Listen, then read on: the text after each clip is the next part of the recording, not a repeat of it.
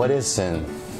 Sin is like from the word harmatia, and it means missing the mark. So if you see people like doing archery at El Dorado Park or someplace, and they don't hit the bullseye, that's exactly what harmatia means.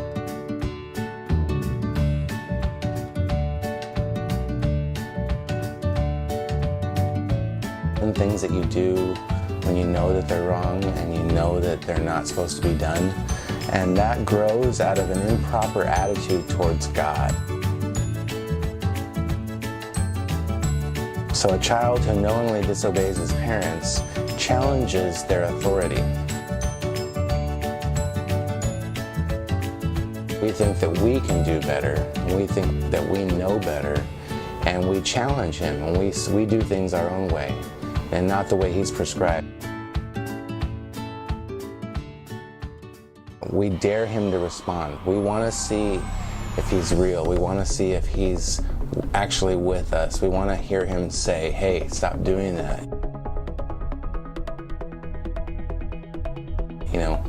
But the truth is that he's written the law in our hearts. We belong to him, and we know what's wrong and what's right, and we intentionally disobey sometimes. God is good all the time. God is good. He intends good for you. If he is for us, so nobody else can be really against us. And that is the attitude that we're challenging when we sin intentionally.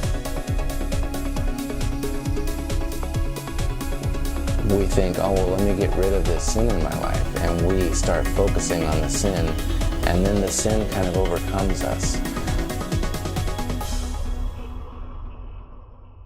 On the other hand, if we are to focus on God,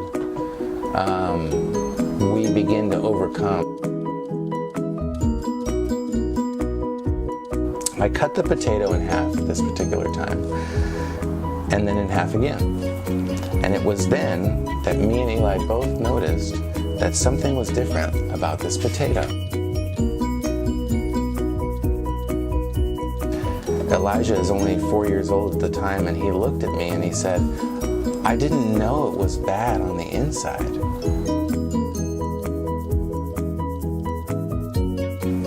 Nobody in the room of sinners and tax collectors knew that the Pharisees were rotten to the core. But Jesus did.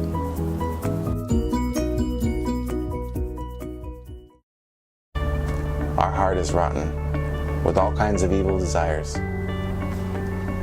He wants our hearts to desire the things that his heart desires. The doctor knows that you are sick. Do you trust him?